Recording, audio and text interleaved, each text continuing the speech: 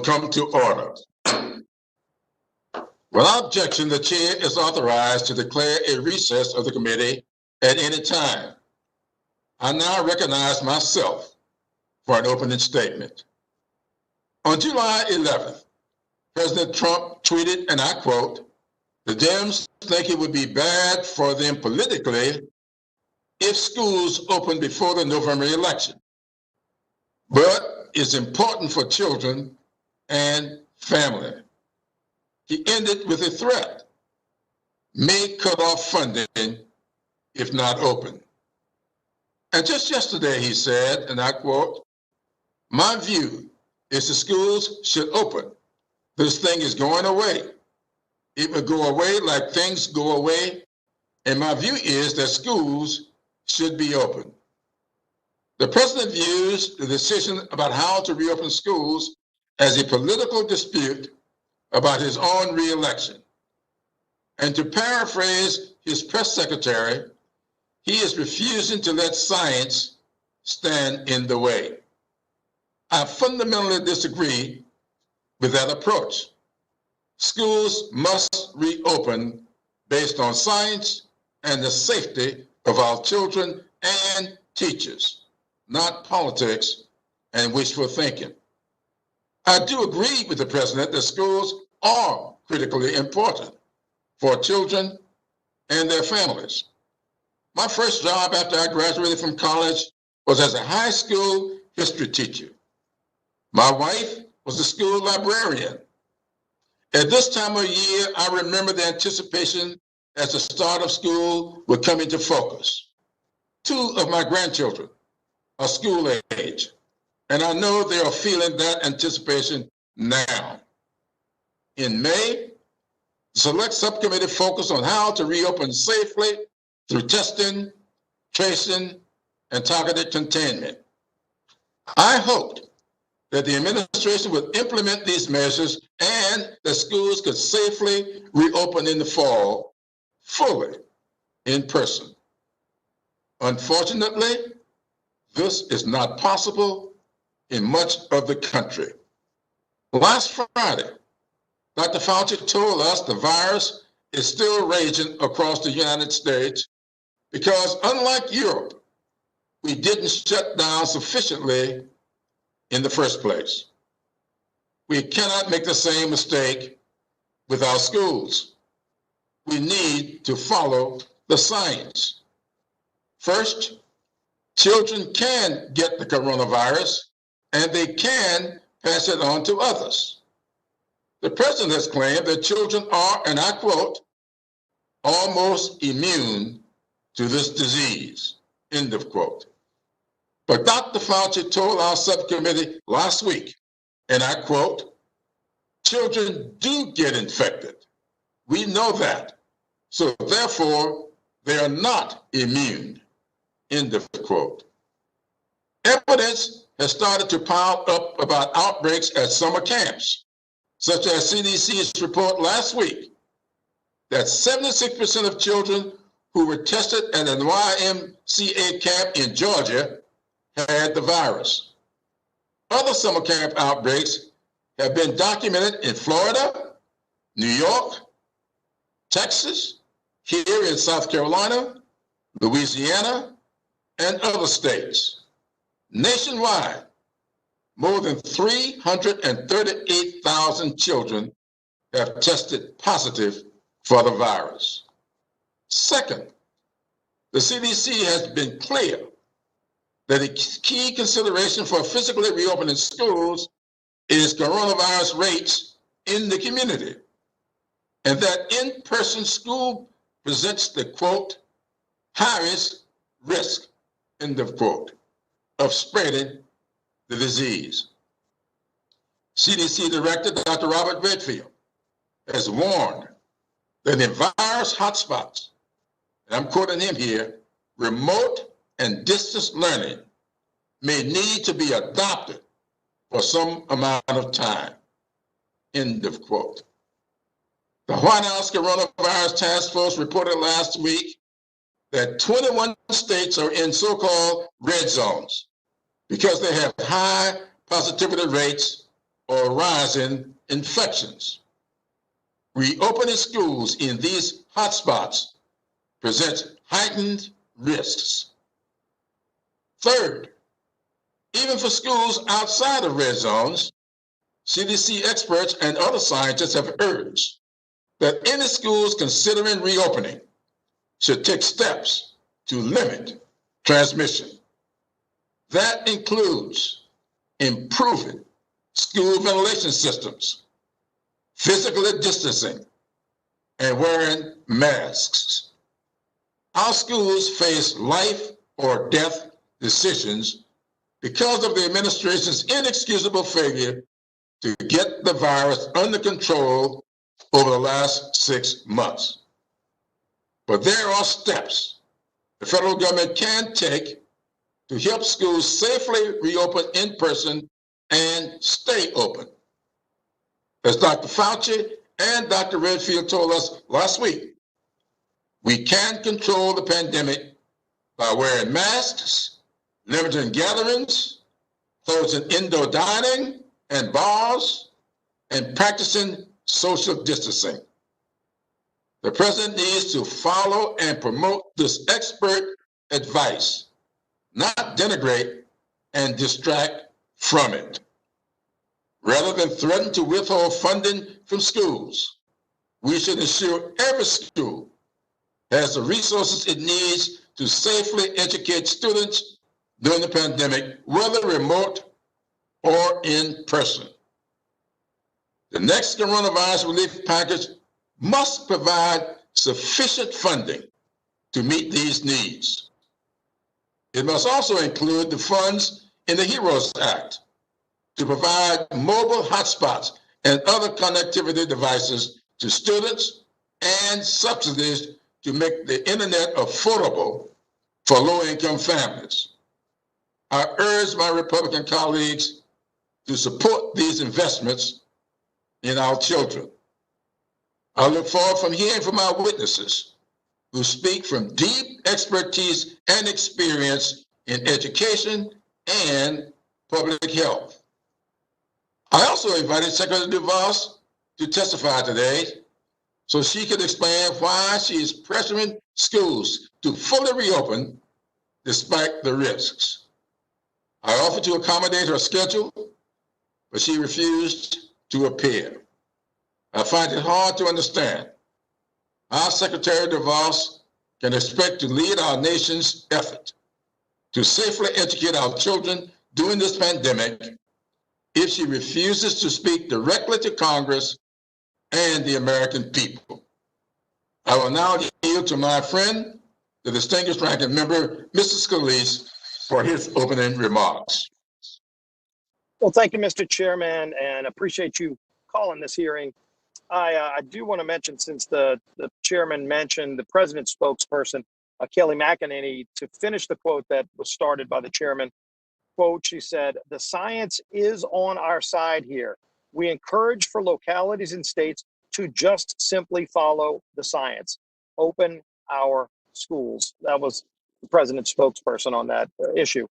Mr. Chairman, last week, our nation's top public health officials came before the Select Subcommittee and urged the importance for America's children to safely reopen our schools for face-to-face learning, for educational health, for mental health, for physical health, and yes, for the public health of our children.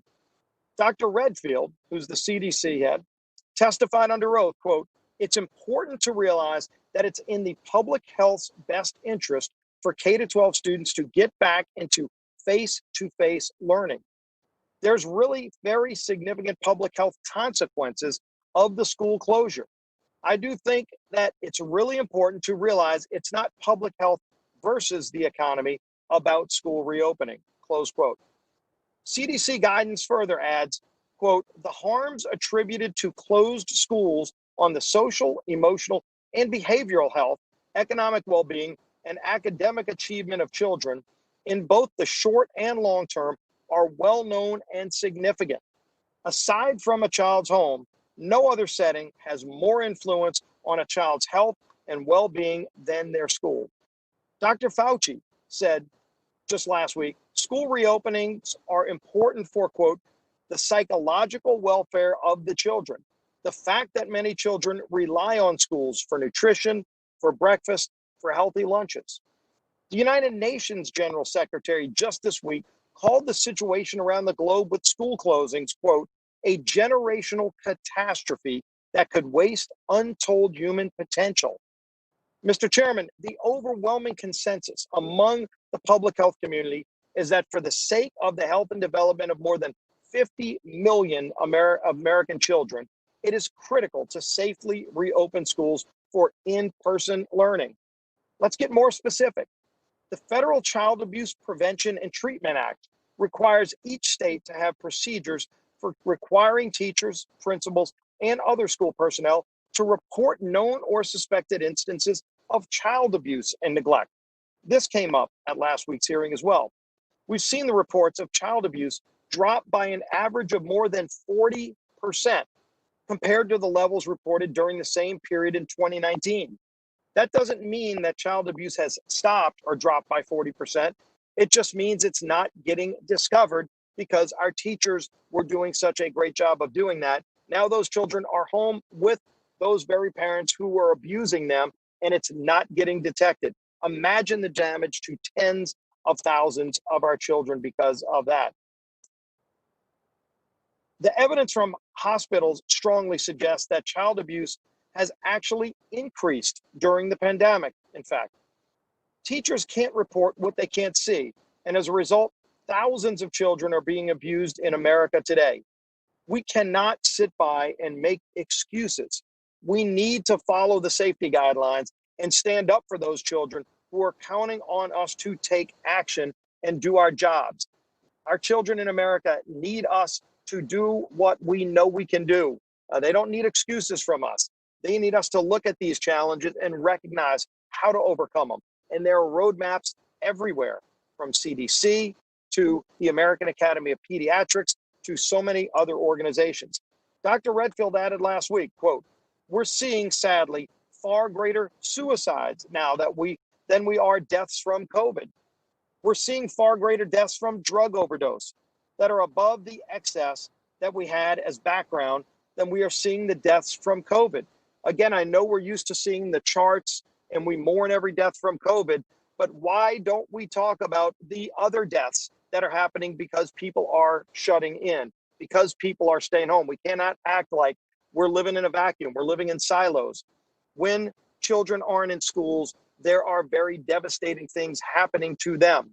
I understand we want to make sure that we have a safe environment, but again, we can't use that as an excuse. We have to go and figure out how to do it. We can't talk about how hard it is to do. A lot of people do hard work every day. People are going to hospitals every day working on the front lines. They're going to grocery stores working on the front lines. None of that's easy, but they do it because they know that everybody else is relying on them. We need to have that same can-do attitude. On the other side of the equation, CDC advises, quote, the best available evidence indicates that COVID-19 poses relatively low risks to school-age children.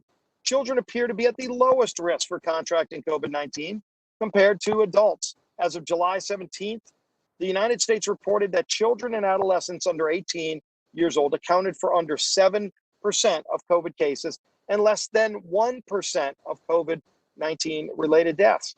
If we focus on the well-being of our children, the question really is not, should we reopen? The question really is, why haven't we started planning more widespread to reopen safely? All schools can be doing this. We've seen some schools do it even in hot spots. Now we're seeing schools that aren't in hot spots trying to figure out how not to reopen. This is not like inventing the wheel. Others have figured it out. We need to share that learning experience with everybody. The coronavirus continues to pose a serious threat. Dr. Redfield and Dr. Fauci gave us 5 things every American should do, and they testified it would have a dramatic impact on reducing the virus. I know the chairman talked about this as well. Wearing masks, as I know we're all doing.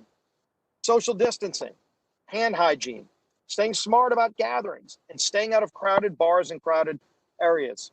If we did those 5 things, we've done the modeling data. we get the same bang for the buck as if we shut the entire economy down. We should do all of those 5 things, and we should also encourage schools to safely reopen. We know that schools present some unique and specific challenges. The good news is, Mr. Chairman, each one of those challenges can be responsibly addressed. We're not talking about a one-size-fits-all model. Every school system is different. Hotspots move around.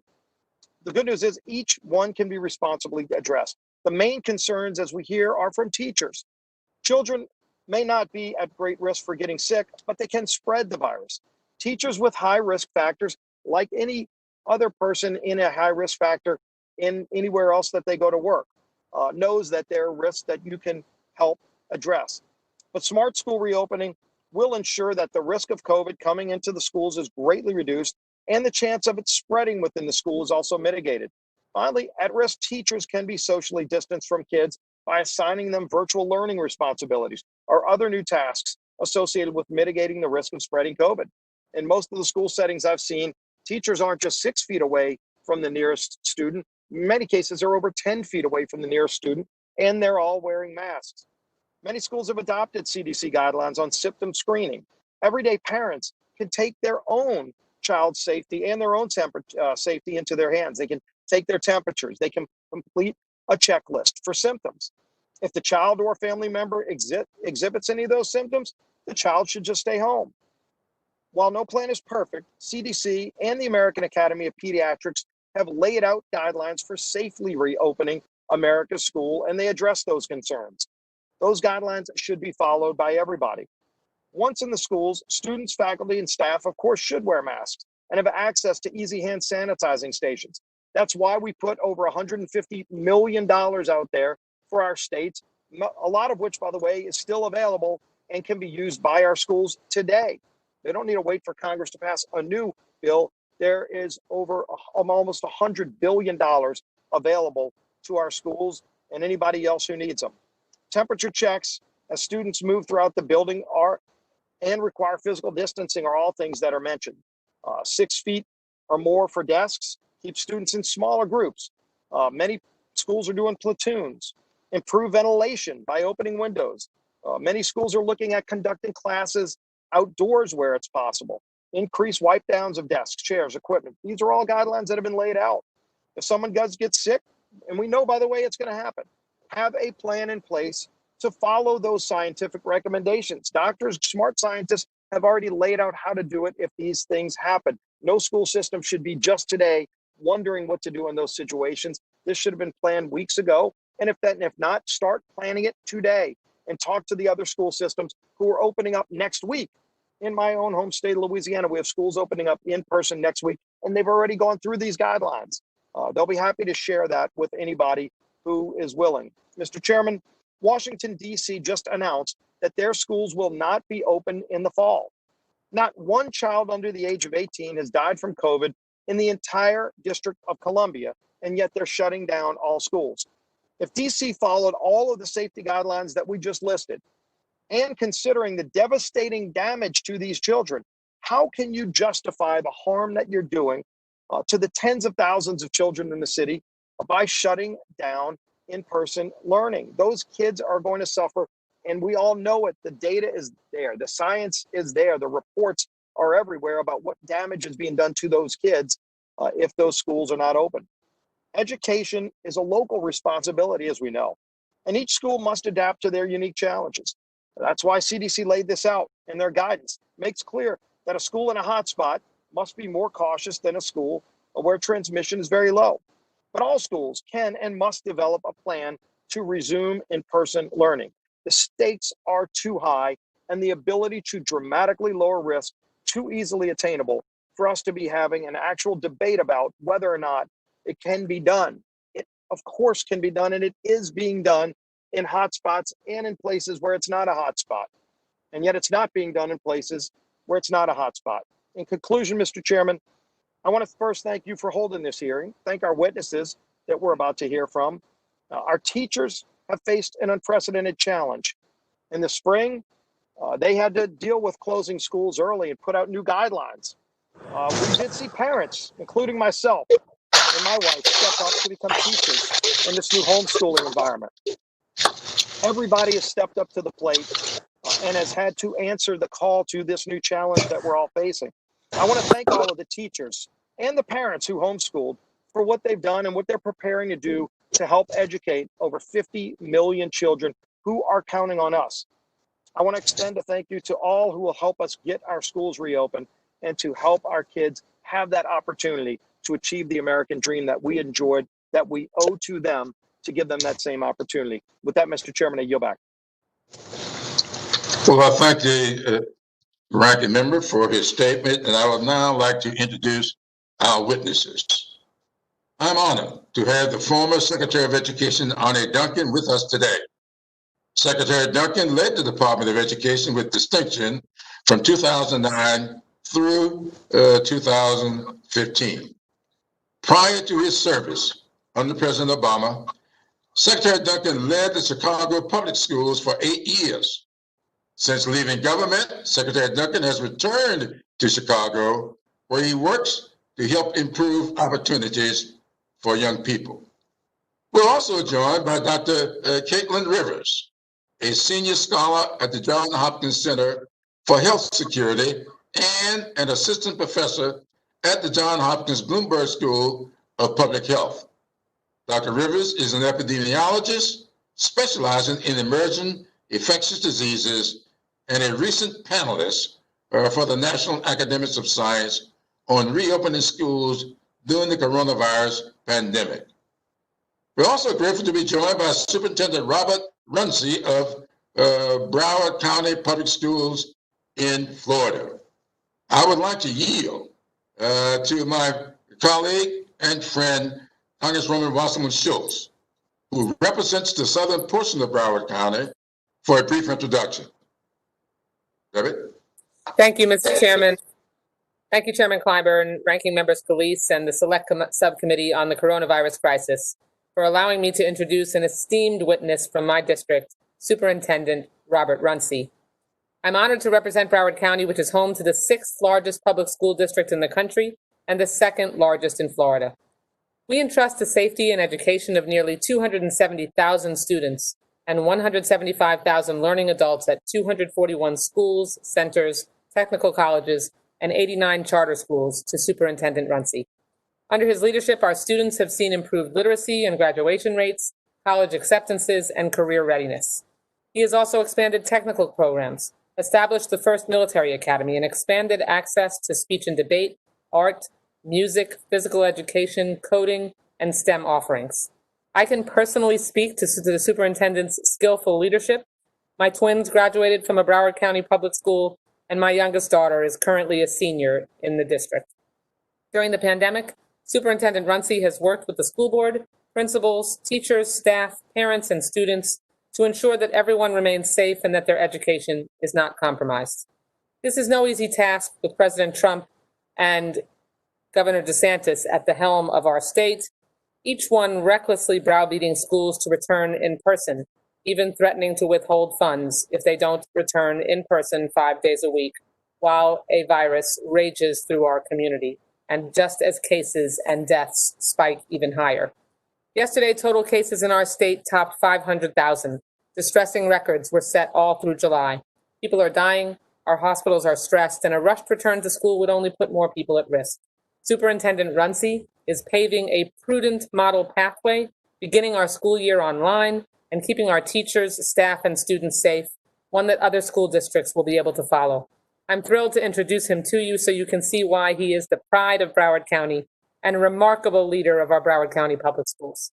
Thank you, Mr. Chairman. I yield back. Thank you, Ms. Wasserman Schultz. Next, I am pleased to introduce Angela Skillins from Elo County, Arizona. Ms. Skillins teaches 2nd grade in the Hayden Wickelman Unified School District in eastern Arizona. Despite strictly following the CDC school guidance precautions, Ms. Skillins and her 2 co-teachers contracted the coronavirus while teaching summer school together. Ms. Skillins and one of her colleagues recovered, but a 3rd teacher, Kimberly Bird, passed away. Ms. Bird had been a public school teacher for 38 years. She was a wife, a mother, a grandmother, and I know her passion has been devastating to her family, her students, and her community. Ms. Skillins, I am truly sorry for the loss of your friend and colleague, and I appreciate your willingness to speak with us today and share your experiences. Finally, we are joined by Dan Lips, Director of Cyber and National Security at the Lincoln Network and a visiting fellow at the Foundation for Research on Equal Opportunity. The witnesses will be unmuted so we can swear them in. Please raise your right hands. Do you swear or affirm that the testimony you're about to give is the truth, the whole truth, and nothing but the truth, so help you God? I do. I do. I do. Thank you. Let the record show that the witnesses answered in the affirmative. Without objection, your written statements will be made part of the record. With that, Secretary Duncan, you are now recognized for your testimony. Chairman Clyburn, Ranking Member Scalise, thank you for inviting me to offer testimony today. We are confronting not one or two, but several crises at once. The first is the pandemic itself, which began as a natural disaster. The second is the abject failure of leadership from the federal government, which inflamed that natural disaster into a man-made catastrophe that has led to the worst economic crisis since the Great Depression. At the same time, we're also facing a much-needed reckoning with America's long history of systemic racism, which has some of its most damaging effects in our nation's schools. Today, these multiple crises have all come to a head at once. And some of the Americans who risk paying the highest price are our children. The central question is, how can schools reopen in the midst of a pandemic? Look, we all want our children to go back to school in person. Everyone is united in that. Parents, students, and teachers, all of us. But we can only allow that once it is safe. And everyone is looking to our federal government to show some leadership here. Because in the absence of a clear plan, superintendents are being left to navigate these decisions on their own. As a nation, we're asking them to solve problems that the federal government has been making worse. We're asking them to make potentially life and death public health decisions. We're asking 15,000 school districts to become 15,000 healthcare providers without any real resources or expertise. We're asking them to sanitize and secure physical infrastructure, redesign food systems, rethink transportation systems, and re-engineer mental health systems that are already strapped. And by the way, we're also asking teachers who may be at high risk to go to school every day where they might catch COVID-19 and bring it home to their families. And we're asking all of them to do all of these things under the threat of a president and a federal government that's saying reopen or else, that's telling schools to choose between safeguarding our health and getting the funding that they desperately need. Let's be clear, schools are part of a community. So even if we do miraculously manage to secure our schools, the truth is, if we don't keep the rest of our communities healthy and safe, we will all remain at risk. The bottom line is this: if we really want our kids to go back to school safely, the single most important thing we can do has nothing to do with education at all, and that is defeat the virus. What infuriates me about what is happening today is that it's an unforced error. We're in this situation because our federal leadership failed us, period. It did not have to be this way. If we had done what was necessary in the spring, wearing masks, socially distancing, testing at scale, contact tracing, we could have brought back earlier in the summer to recoup that lost learning time. If we had valued our students and teachers more than our bars and our restaurants, we'd be sitting here today with a far better chance of more districts safely reopening. If Congress had appropriated a significant investment in schools back in the spring, our local communities could have immediately deployed those resources to address glaring equity gaps that COVID-19 has both exposed and unfortunately exacerbated. Man-made catastrophes are absolutely tragic, but they can also be repaired, and the time to start is now. So here's where we ought to begin. First, Congress needs to immediately deploy funds where they're needed most. And that should include at least $200 billion in funds to states and districts, which should be targeted primarily to low-income schools. Funding should be targeted to our children who are most vulnerable, those experiencing homelessness, students with disabilities, and English language learners, as has been done in previous disaster relief bills. Funding should also be targeted to a national tutoring initiative. We have millions of college students, recent graduates, and retired individuals who could serve as a nationwide resource to provide intensive tutoring to students who need to regain lost learning time due to both the COVID slide and the summer slide.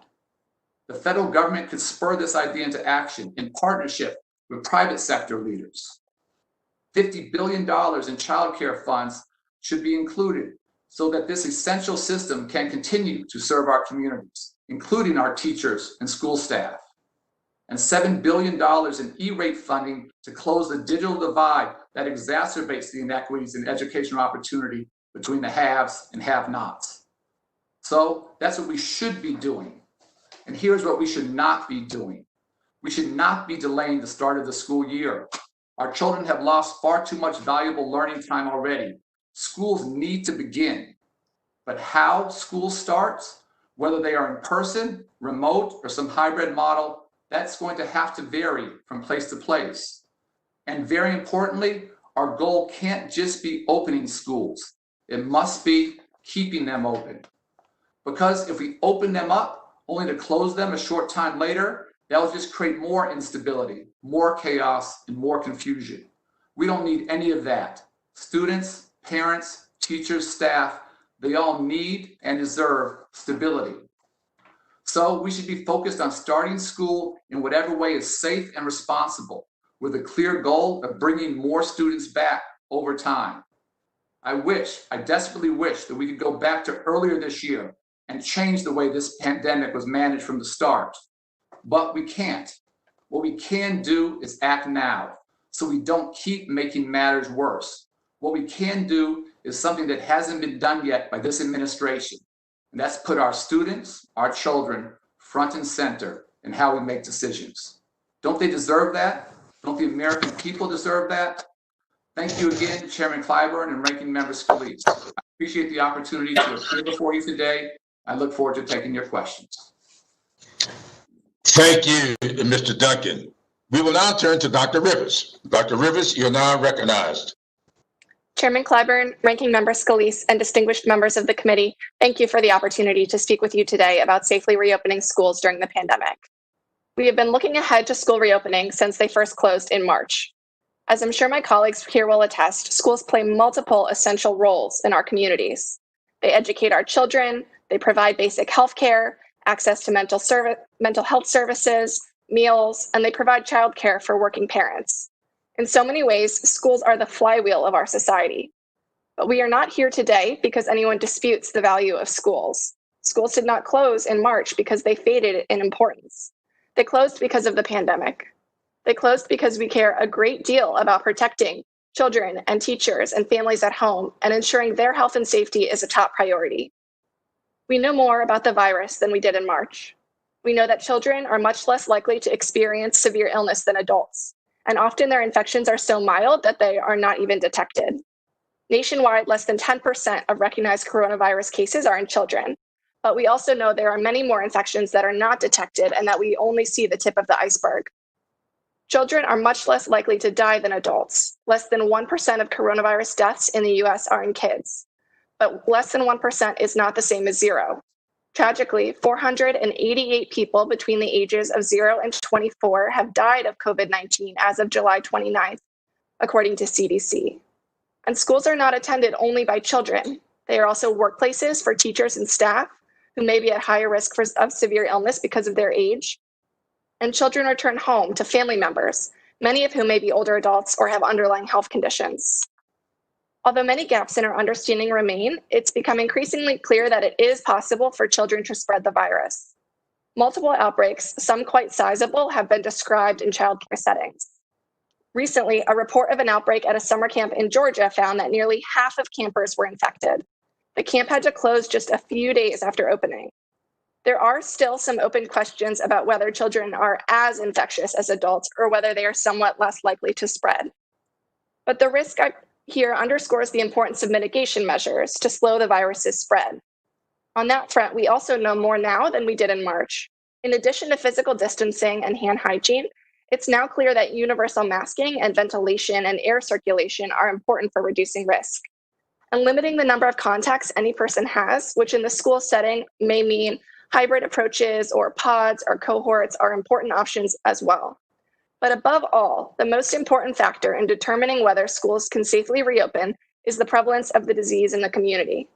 Communities that have a lot of virus circulating will have a much tougher time reopening safely than places where things are under better control.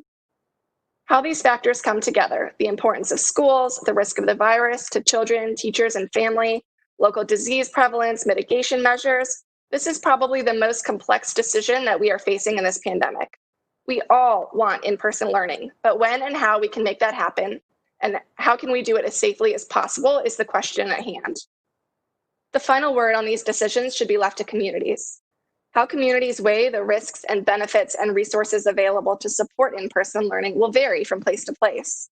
That decision-making process should include a coalition of staff, families, health officials, and other community stakeholders. But communities can't decide alone and they can't implement alone. School leaders and families are not experts in epidemiology or pandemic preparedness. They need clear guidance and technical support from our public health authorities at all levels, federal, state, and local. For example, CDC documents on school reopening distinguish substantial controlled from substantial uncontrolled spread, and they encourage consideration of school closures for the latter, for substantial uncontrolled spread. But additional guidance on what indicators and thresholds might differentiate between substantial controlled and substantial uncontrolled would help communities to better assess their local conditions. Districts also need supplemental funding to implement the mitigation measures that we need to slow spread and to support the technologies and support services needed to deliver remote learning. And above all, they need to be able to make decisions appropriate to their local disease prevalence, risk tolerance, and capacity to implement mitigation measures without fear of having funds withheld or their decision undermined. Although we have learned a lot about the virus in the last few months, there are still many questions unanswered. CDC and NIH should put in place now the necessary research studies to collect data on our most pressing questions, which could include the degree to which asymptomatic children are infectious, which mitigation measures are most important, how remote learning can be effective, and how best to approach these issues with respect to underlying educational inequities. The more we can learn about this virus, the better informed our decisions will be. And we can be sure that there will be many more difficult decisions ahead, including those on schools, between now and when we find a safe and effective vaccine that is accessible to all Americans. Thank you. Thank you, Ms. Runcie.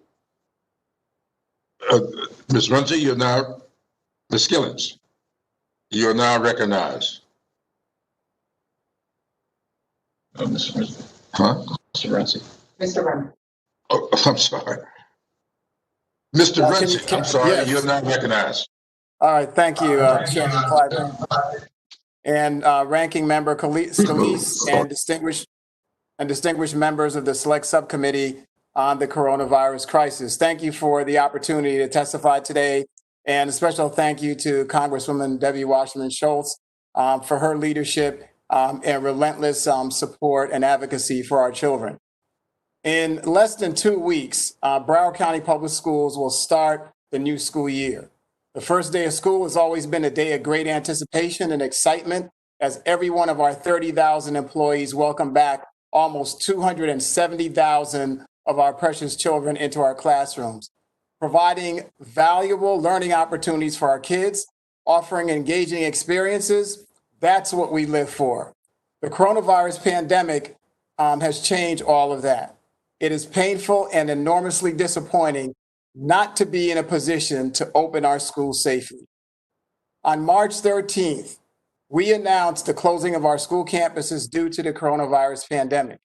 And within just a few short days of our schools closing, we became the lifeline for many in our community. We continued to distribute food from our local school sites and have since then served over 2.5 million meals to students and families. We addressed digital inequities by distributing more than 100,000 laptop computers to our students who needed one, while also offering discounted internet services for families and free mobile hotspots to students with those that have housing instability and homeless as well.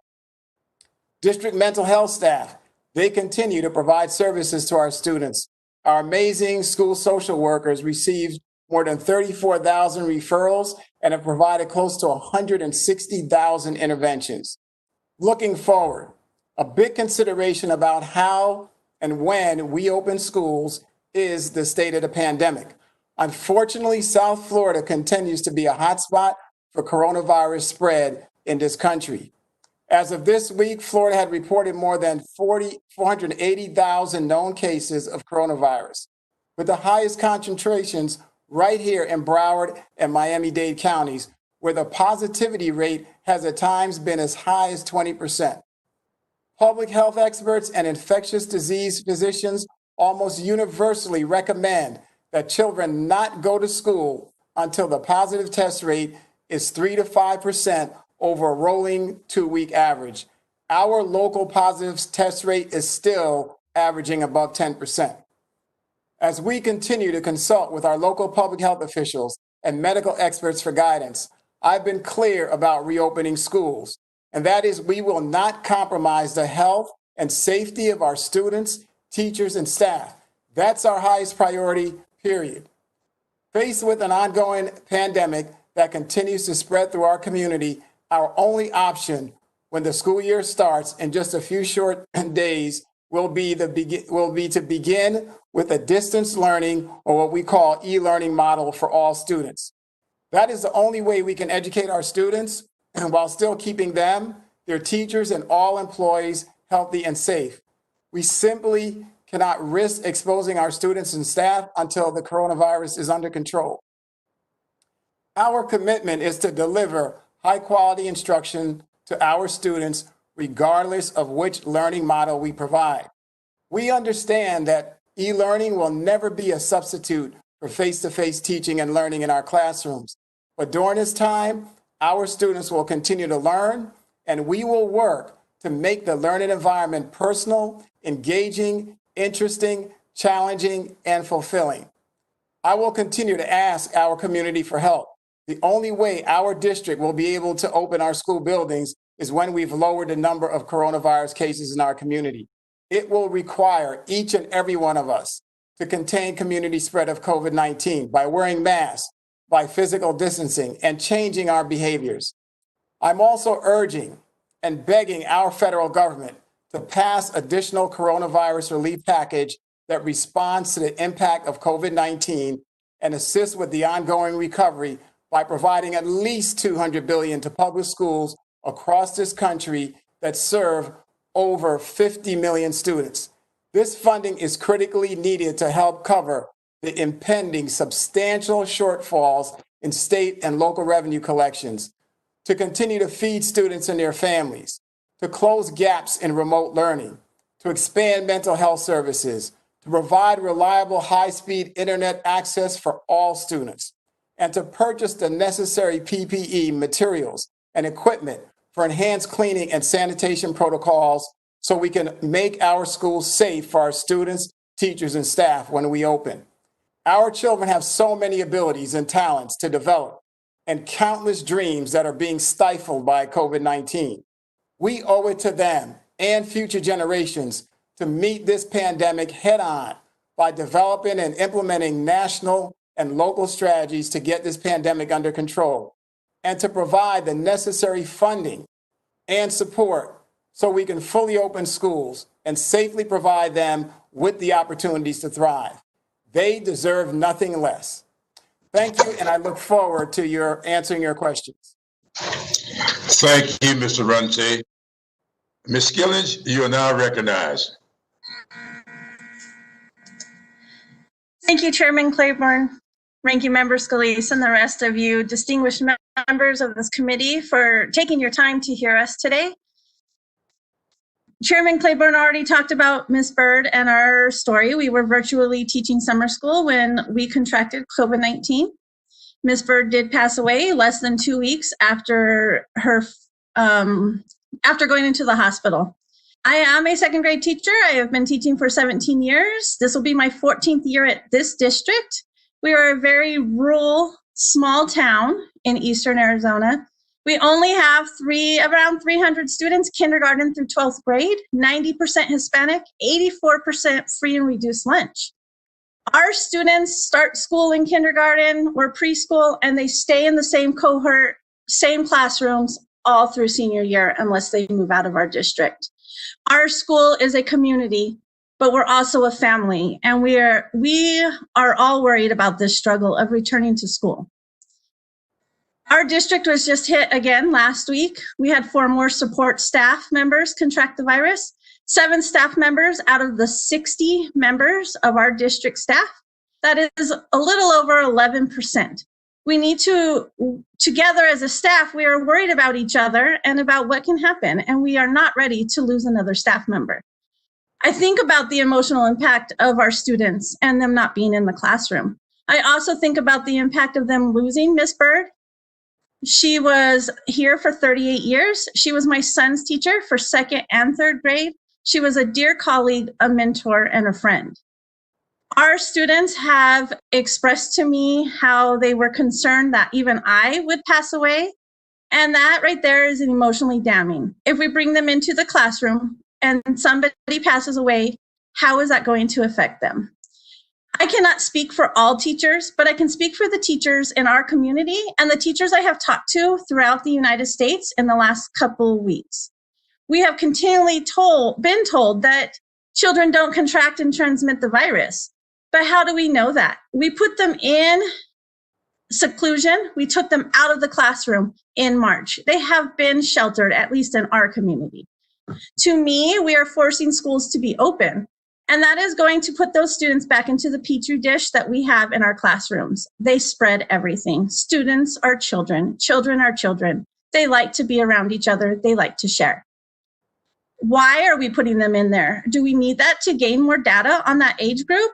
We do know that it doesn't spread, or that they're not affected as much, and that only around 1% have passed away. But do we need the statistics? Or should we more think of the humanitarian value of when our students go home after contracting it in our schools and then giving it to their family members? Our community, when I first tested positive for COVID-19 in the small town of Winkleman, I was the only person. Just me, number 1. Now, in the last 6.5, 7 weeks, we are up to 28. So we need to be careful. We need to think about our community. I can tell you, after teaching 7 years in 2nd grade, I've seen them pass everything around from pink eye to stomach flu to even influenza. So passing around COVID-19 will not be something we can stop, and we all know that.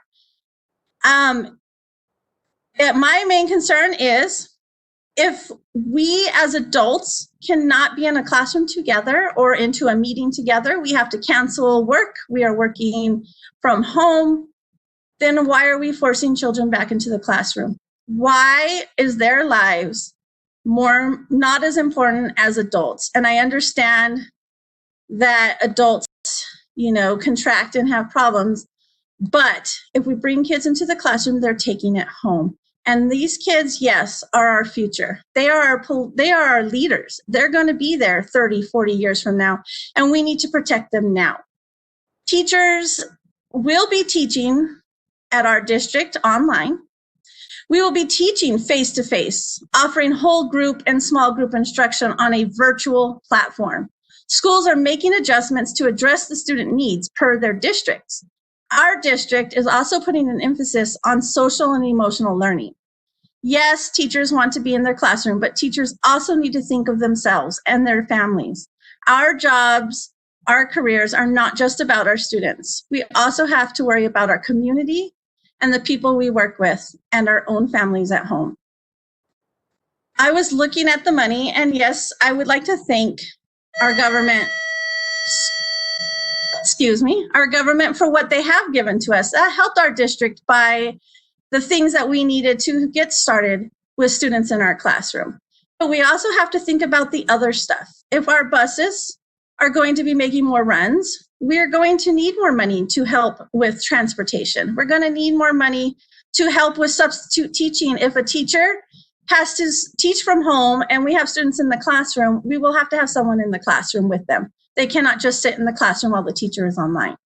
My finishing quote is, I love to say this one, we can recover a child's lost education, but we cannot recover a life. Thank you again for taking the time to hear my story. Well, thank you very much, Ms. Skillins. We will now hear from Mr. Lips. Good afternoon, Chairman Clyburn, Ranking Member Scalise, and members of the subcommittee. Thank you for the opportunity to testify. My name is Dan Lips, and I'm a visiting fellow with the Foundation for Research on Equal Opportunity, or FREOP, a nonpartisan research organization that focuses on the impact of public policies and reforms on those with incomes or wealth below the U.S. median. As we've heard today, communities across the country are facing difficult decisions about how to begin the school year during the pandemic. The prospect of any child, teacher, or school employee contracting COVID-19 and facing the possibility of death or serious illness should weigh heavily on all policymakers involved in decisions affecting schools' plans. But it's critical that policymakers also recognize the serious risks associated with prolonged school closures, particularly for disadvantaged children. Researchers studying the educational effects of school closures warn that time out of school results in months of lost learning, and that the learning loss are most acute for low-income students. The bottom line is that prolonged school closures will create a large achievement gap for a generation of American children. Beyond these educational effects, prolonged school closures create significant risks for children's health and welfare. There's alarming evidence, which I describe in my written testimony, that prolonged school closures since the spring have endangered child welfare. Closures also have significant negative effects for parents. Many parents have been forced to choose between their jobs and their child's care, and this challenge is, of course, most difficult for single parents. The good news is that it's possible for schools to reopen. Health experts, including the American Academy of Pediatrics, have issued guidelines for safely reopening schools with certain precautions, such as physical distancing, utilizing outdoor space, cohort classes to minimize crossover among adults and children, and face covering for students, particularly older students, and for teachers and school personnel. And we're seeing many school districts choose to reopen across the country with in-person instruction or hybrid learning options at the beginning of this fall. According to a new analysis from University of Washington researchers, 41% of rural districts and 28% of suburban districts plan to provide in-person instruction this fall. But the majority of the nation's largest public school districts are not reopening with in-person instruction. 71 of the nation's largest 120 school districts are beginning the school year with remote learning. Altogether, these school districts serve more than 7 million children, including 1.4 million children living in poverty. It's important to recognize that children from low-income families have fewer resources to learn outside of school than their peers. According to one estimate, rich families spend more than $9,000 out of pocket on their children's educational and enrichment outside of school each year, while the poorest families spend $1,000 or so. Today, families with financial means are working to create better options than remote learning, including homeschooling, setting up pandemic learning pods or micro schools, by forming co-ops with other parents and hiring teachers or tutors. But children from lower income families have few options. Policymakers must address this inequality. For example, states should use existing CARES Act funds to provide aid directly to parents in the form of education savings accounts or scholarships to support their children's outside of school learning needs. Oklahoma, New Hampshire, South Carolina are already doing this. Other states should follow their lead. As Congress considers future aid packages for K-12 education, you should provide aid directly to parents to help disadvantaged children learn when their school is closed. There's precedent for providing emergency education relief in this manner. After Hurricanes Katrina and Rita in 2005, many children were displaced and had nowhere to go to school. Congress provided more than $1 billion in aid that followed affected children to a school of their parents' choice, allowing them to continue their education. If millions of children are unable to attend school this year, Congress should focus much of its aid in a similar manner, providing direct assistance to help children continue learning while schools are closed. In my written testimony, I discuss these and other recommendations for how school systems can prioritize and address the needs of disadvantaged children during the pandemic. Since 1965, Congress has rightly focused federal education aid on promoting equal opportunity for at-risk children. In 2020, this will require focusing aid to support disadvantaged kids who cannot go to school. Thank you for the opportunity to testify. I look forward to your questions. Thank you, Mr. Lipson. Let me thank all of the witnesses here today for their testimony. And we now will move to a period of questions and answers. And I would like now to yield myself 5 minutes for questions. Mr. Lips, I'm particularly interested in your testimony. You indicated the challenges that rural districts have and low-income district. When I taught school, I taught in a very low-income district and trying to teach history to low-income students who do not have as much support in the home as some others. It's pretty significant undertaking, I'll promise you. I would like to know from you, though, what would you suggest that is rural, low-income school district will do with parents incapable of investing the amount of resources in their children's learning, as you have highlighted here? What would you say the school district ought to do with that school district? I think there are several options, Chairman. Thank you for the question. I think that we're hearing encouraging strategies of deploying remote learning technologies, trying to close the digital divide. That's an important way to try and address this gap. I also think providing aid directly to these families to hire tutors, to provide childcare would be a compelling way to address the outside of school learning gap that we've seen pretty in stark terms since the spring. Some of the descriptions of the learning that was provided, the instruction, I should say, that was provided while schools were closed was pretty discouraging. There were lots of pandemic dropouts of kids not logging in to remote learning. I think steering more resources directly to the parents of disadvantaged children to make better decisions on their behalf and try and take advantage of some of the options that more wealthy people have been trying to do, to hire tutors, forming pandemic pods. That's not to say that schools themselves don't need resources.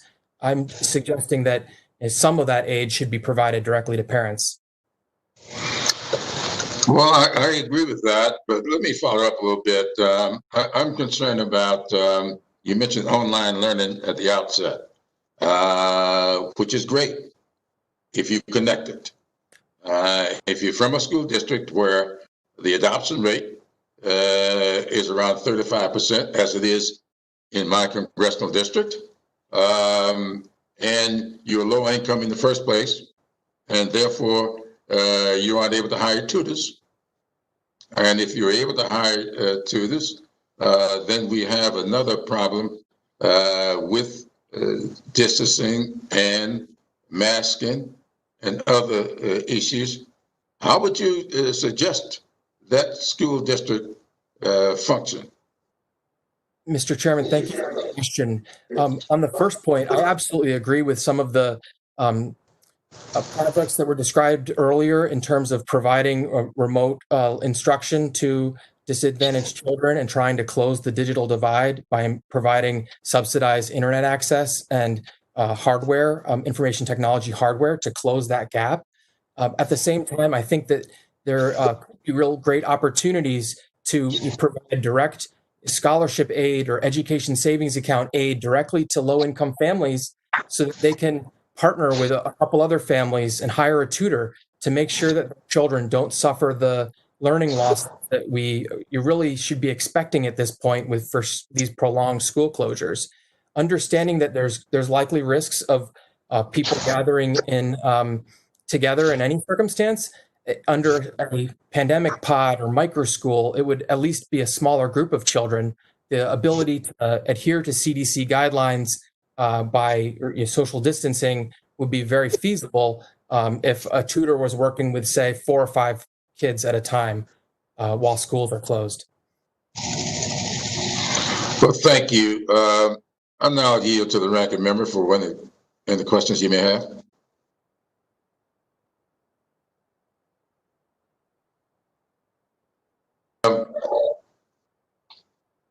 We're not hearing you. I now see you, but I can't hear you. Is that working? Okay. Mr. Chairman? Okay. All right, thank you. And I know when we heard some of our witnesses testify, it's clear that they didn't watch last week's hearing because there was a lot of talk last week by some of the president's best medical experts about the different steps that the president has taken that have not only laid out a clear plan, but also how it saved lives, saved millions of lives, in fact. And so, maybe they should watch a replay of that hearing and they could learn some things themselves about the things that this administration has done, working with very smart people, including last week we had Dr. Fauci, we had Dr. Redfield, and we had Dr. Giroir, all talking about different steps that the president is taking as part of an overall plan to help us find a vaccine, which, as we've seen, is revolutionary in where we are in stage 3 testing for 2 different major drugs that could be ready to go possibly in a month or 2 that are showing incredible promise. That's only happening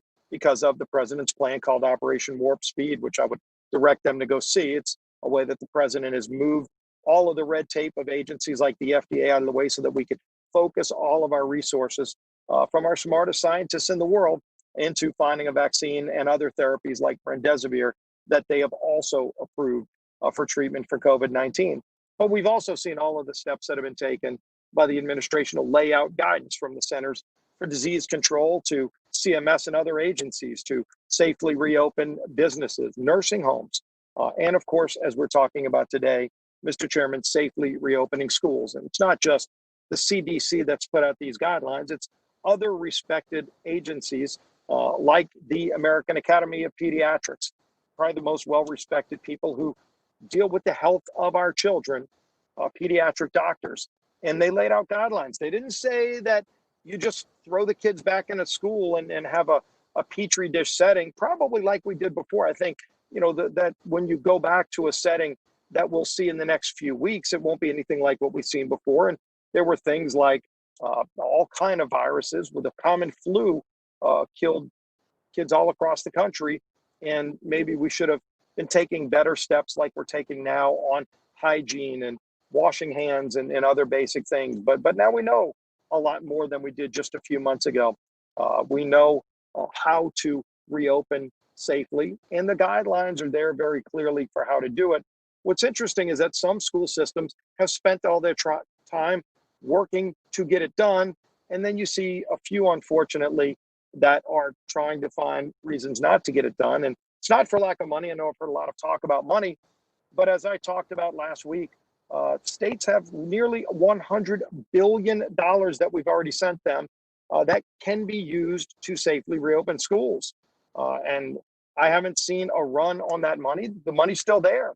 It's still there. Most states have over 70% of the money that we, Congress, sent them in the CARES Act. And so I know some people want to talk about new money and hundreds of billions of dollars, but when you still have nearly $100 billion that's unspent and available, sent to states to do things like safely reopen schools, I hope they would go look to that money first and find a way to get it done for the children. And that's what I wanted to ask you, Mr. Lips, about, because we know that being in person works much better for most people. Homeschooling is a very successful part of our education system, but it's a very small percentage of parents who choose that option for their kids. Most want the in-school setting, and there are a lot of studies that show for many kids in person is just, there's no substitute for it. And so that's why we need to put such a focus on it.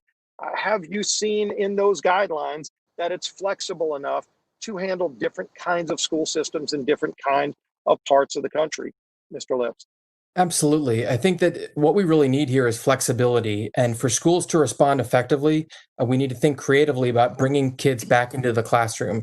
We clearly know that in-person instruction is the best way to educate children.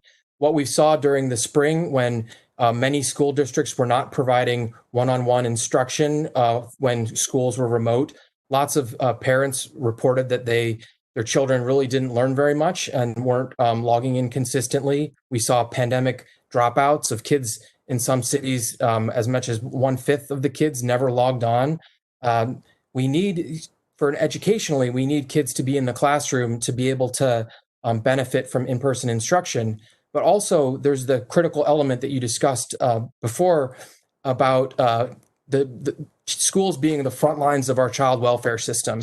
There have been alarming reports of undercounts of child abuse reporting that's happening, yet we are concerned that those abuse incidents are happening, just not being reported.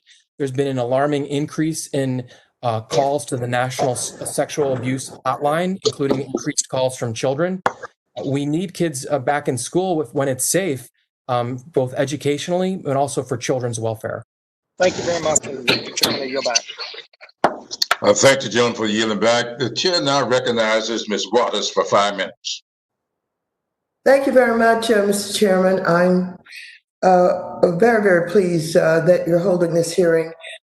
This subject of whether or not we're going to be able to educate our kids is a subject that's on the minds of so many families, so many parents, and so many people who don't have children in school anymore. We're really, really, really concerned about all of this and amazed at those who are insisting that we open the schools and disregarding all that we have learned about, what should and should not be done, basically as we deal with this pandemic. And we know that some, like Mr. Skillins is saying, that they know that we'll lose some kids. What percentage of kids are you willing to lose? I'm not willing to lose one kid when we don't have to. And so I think it's very important for us to listen to the parents. And from what I can understand, most of the parents are saying they're afraid. They don't want the kids back in the classroom. We have not been able to guarantee their safety. Let me ask the Honorable Arnie Duncan, and thank you for being here. Have you heard about the percentage of parents who are saying they don't want the kids back in the classroom? They don't believe that we have the safety measures that are necessary to protect them? If so, what percentage of parents are frightened to send the kids back? That varies community by community, and it's great to see you again. That varies community by community. Parents are very concerned. My wife and I are concerned. We see that in urban districts. We see that in rural districts. And again, I think the thing that frustrates me the most is had we done what we needed to do as a country in March and April and May and June and July and now in August, all of us as parents would have less concern. Had we invested in schools to get them all the equipment that Bob Runcie talked about, had we done the things we did to secure our schools and make them more viable to open now, we would have alleviated those parents' concerns. But our lack of action, our lack of investment, our lack of a plan has heightened that concern, that fear to a level that we just don't need to be here now. And so, yes, we need to listen to. Absolutely.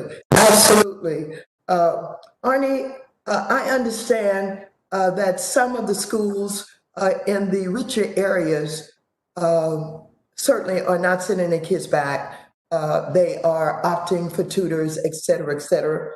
And I'm not being facetious when I ask this, but I understand that the son of the President of the United States is attending, would be attending a school, but his school will not be opening up. And they're projecting that maybe they'll open up by October. Have you heard this information? Well, not only is that correct, but this pandemic doesn't know political party. It doesn't know wealth versus poverty. It doesn't know urban versus rural versus suburban versus Native American country. The pandemic doesn't discriminate. And for all of our children, and not just our children, for their parents, for their grandparents, for our teachers like Angela and her colleagues, for them to be safe, we have to do the right thing here. And so many schools, again, I'm pushing, I don't want to delay the start of school. Our kids have lost too much learning time. I wanted to have almost a mandatory summer school starting in July to get kids caught up.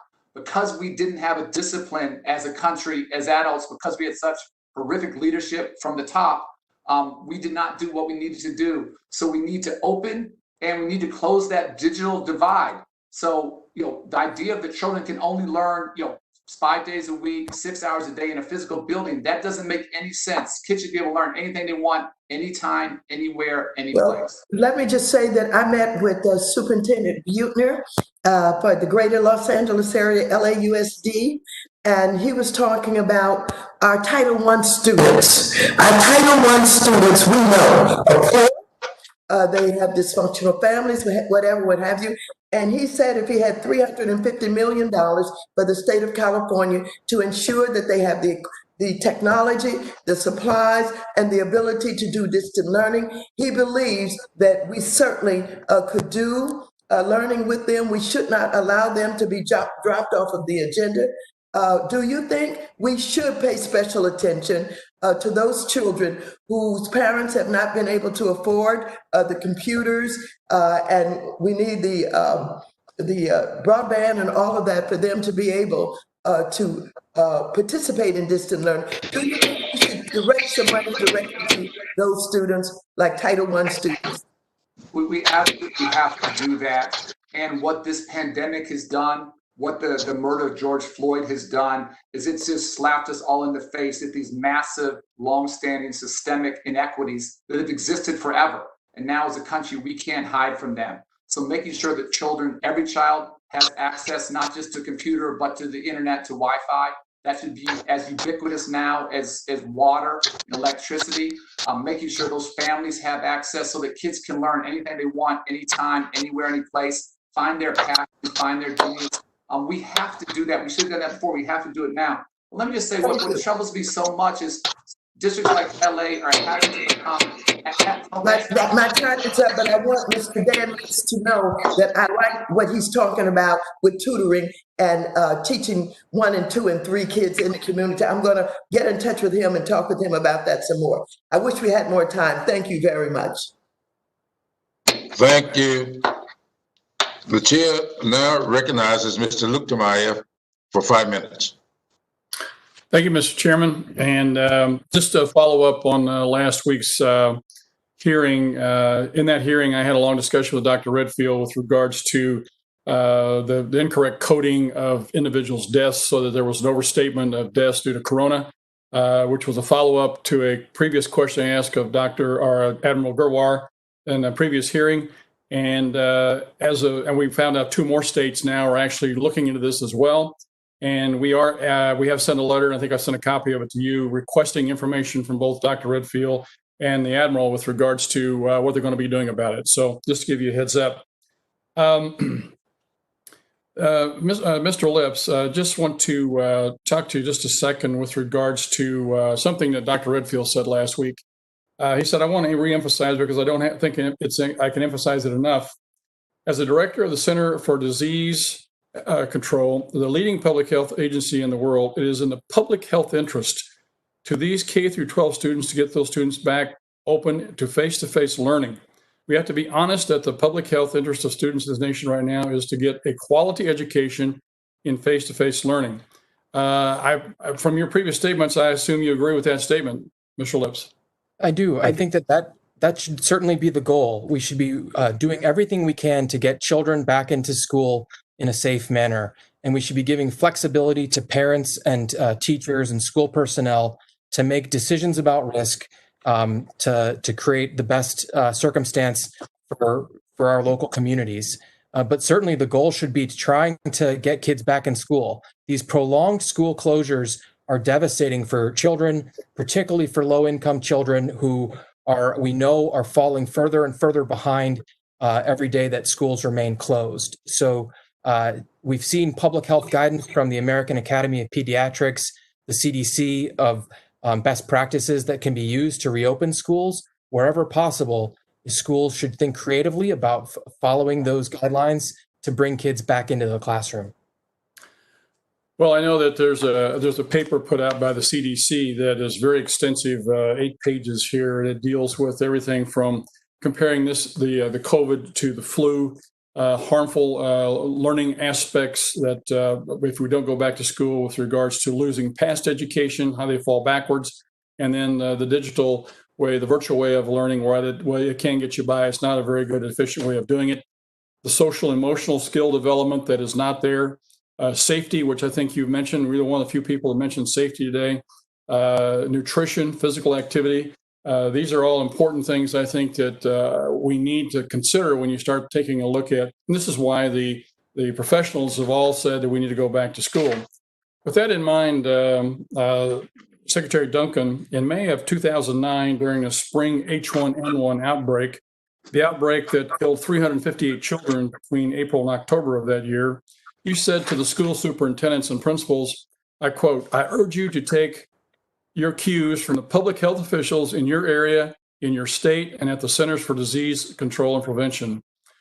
But this time around, it seems different. Last Friday in this committee, CDC Director Redfield testified and confirmed the urgent need to get students back to school. As I've indicated with this report, it's very extensive. It deals with all of the myriad of issues there. But however, the following day you tweeted, "Why are we asking 15,000 school districts and 100,000 schools to figure this out by themselves?" So my question is, why is it acceptable for superintendents to rely on public health officials when you were secretary, but not now? No, they need to absolutely rely on that. And what the challenge has been at the federal level, there hasn't been a plan. There hasn't been investment. We haven't done what we needed to do for the previous 4 or 5 months to make this possible. And now we have 1,000 people dying per day across the country. Let me stop right there and let me put some more facts on the table here. This is a brand new disease we knew nothing about as of January 1. It's a clean slate. We never heard about the coronavirus. Now, over the last several months, we continue to develop plans and strategies as new evidence comes out, as new information comes out. And I think last week we saw in our committee, Ranking Member Scalise had a stack of papers about 18 inches tall that were different plans that were in place to try and address many of this thing. So I think that argument rings pretty hollow whenever you look at the bulk of evidence that's there to show that there are plans that we're trying to be flexible, contain, and continue to improve and address issues as they pop up. And this is an ongoing thing. We have to manage this virus, and this is why I think, as we go through and we have schools open up.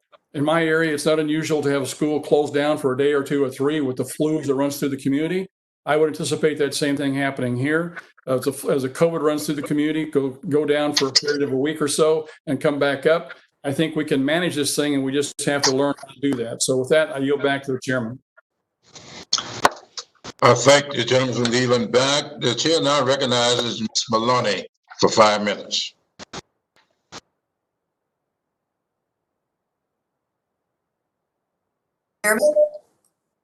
Thank you, Mr. Chairman. Can you hear me? I can't hear him. I do hear you, Ms. Maloney. Okay, great. I couldn't hear you for a while.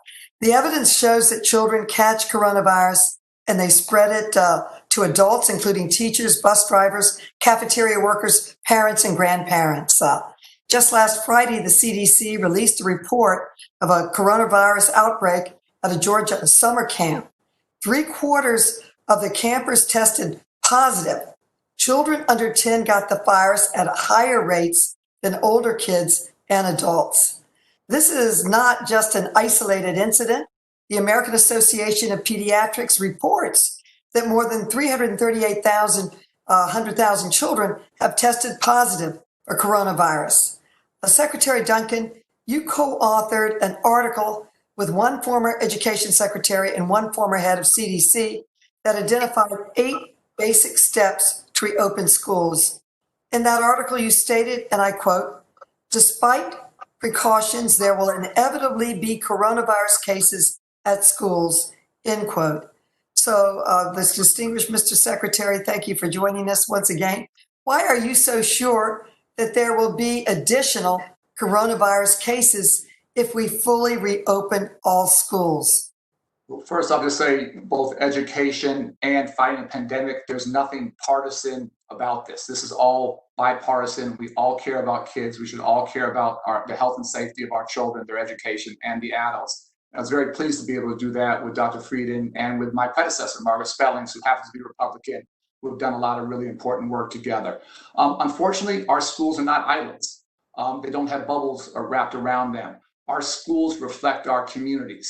And as we have seen across the country, as schools have tried to start to reopen in the past week or two, in some cases, they've had cases of the coronavirus literally on the first day that they opened. And the best thing, as I said in my oral testimony, the best thing we can do to keep our children, our teachers, our parents safe is to beat down the percent of cases in our communities. Superintendent Runcie desperately wants to open schools. There's nothing in it for him not to open schools. He can't afford to do it because it is not safe for his community, because his community has not done the right thing over the past 4 or 5 months. We've lacked discipline. We've lacked a willingness to listen to science. We've lacked a willingness to invest in our communities. We have not socially distanced. I said we have chosen to open bars rather than to be able to start school on time. So we will continue to have cases. Our goal should be to minimize that. And then we have to do all the things that we know. We have to test. We have to have accurate tests. They have to be reliable. We have to get them back fast. We have to contact trace. We have to isolate. And the worst thing in the world for me would be if we open prematurely, we're not thoughtfully, open for 2 or 3 weeks and have to shut everything back down. It just further traumatizes children, endangers adults, endangers teachers, endangers parents. We should open very slowly, very gradually, very carefully, with the goal not being to open, but to stay open. Thank you. And now that some schools have started, we know that you're absolutely right. In fact, one Indiana junior high school was notified of a student COVID case just a few hours into the very first school day of the year. This school had to use an emergency protocol and order some students to quarantine on day 1. You also wrote, and I quote, "All contacts of new cases must be traced and quarantined," end quote. If the government does not provide support for testing, tracing, and containment, can we really expect schools to be able to stay open in communities where the virus is present? Let me be really clear. If we can't test accurately and quickly and get those results back, if we can't contact trace, if we can't quarantine, we cannot open schools. It is not safe to do that. And that's a recipe, not just for disaster, but for death. And so for us to open, for us to stay open, for me, that's a prerequisite. We have to be able to test, to contact trace, to quarantine and socially isolate, self-isolate. Absent that, we cannot entertain the conversation of opening in person. Thank you very much. Dr. Rivers, as a former teacher, I loved your explanation of how schools and all the different facets of how they serve society. But I want to talk to you about what we've seen in other countries, that they've reopened schools during the pandemic. I understand that some countries have done very well, but others have experienced massive new outbreaks. What factors, in your opinion, whether a country was able to be safely to open and sustain that reopened school, and what lessons does that hold for the United States? What impacted whether you could safely open and sustain it and other schools were not able to do that? I think that 2 major factors are the background prevalence of disease in the community and mitigation measures. Places that have a lot of virus circulating will have difficulty remaining open safely, even with good mitigation measures, because there's the potential to have so many introductions of cases into the schools that it becomes difficult to control even with thorough mitigation measures. But for places that do have moderate or mild levels of community transmission, if they're able to put in place things like social distancing, universal masking, hand hygiene, maybe pods or cohorts, that will improve the probability that classrooms can stay open without onward transmission. Thank you. Time has expired. The chair now recognizes Mr. Green for 5 minutes.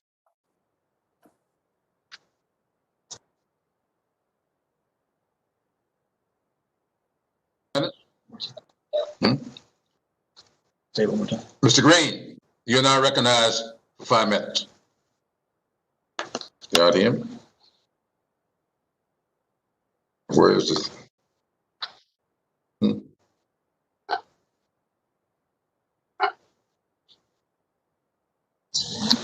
Huh?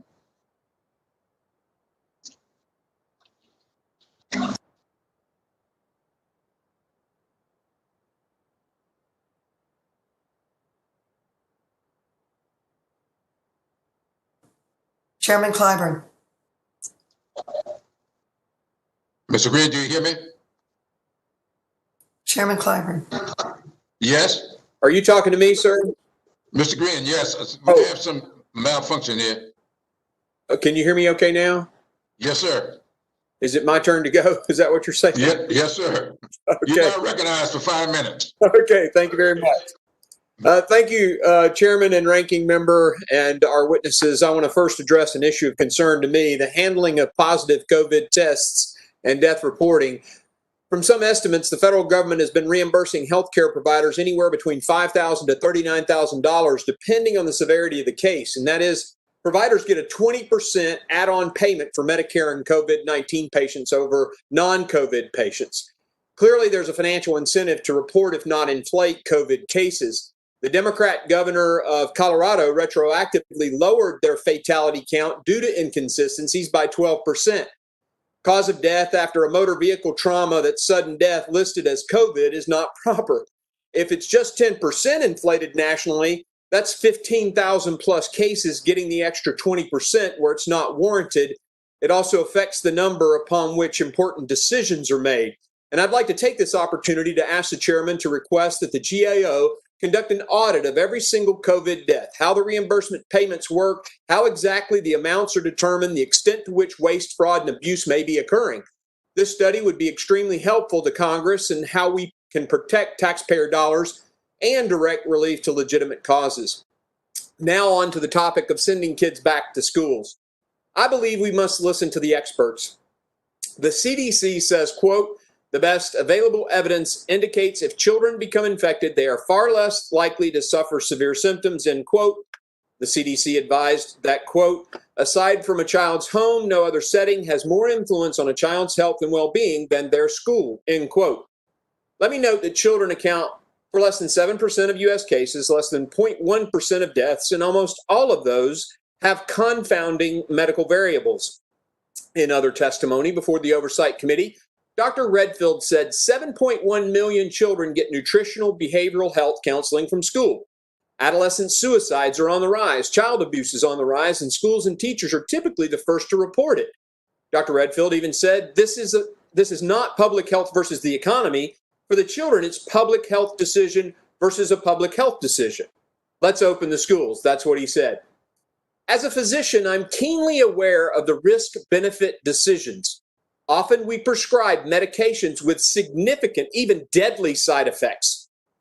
But we weigh the benefits of the drug with those risks and we make the decision, many times to give the drug because the chance of a good outcome outweighs the chance of a bad. I promise you, everyone listening to me has done just that. Motrin causes gastric ulcers and aspirin toxicity can kill.